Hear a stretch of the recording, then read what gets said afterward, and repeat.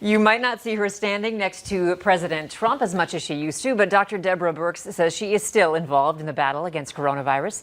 Valley News Team's Washington bureau chief, Jacqueline Policastro, sat down with Dr. Birx for an exclusive interview to discuss her messaging and the president's. In the latest coronavirus briefings, President Trump addresses the nation alone.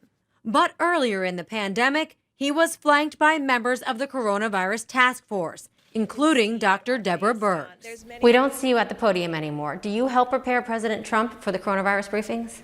You know, every day I write a data summary, and that goes to officials in the White House. It includes an in-depth analysis of what's happening across America.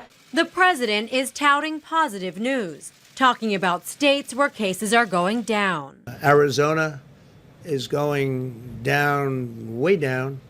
Cases in Texas are coming down. At the same time, Birx is concerned about the spread in several states.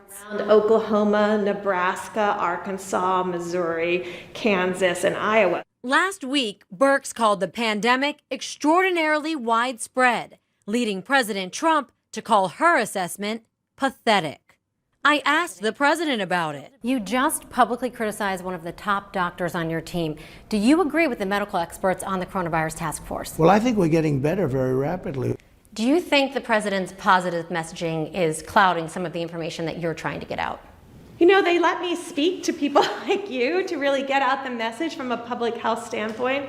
I think the president really believes that Americans want to hear both the public health reality that we bring to the picture and then his pathway forward about how we live safely with the virus. Where do you suggest Americans go to get the facts about our nation's progress in the fight against coronavirus? Most of the state websites for COVID information are very good.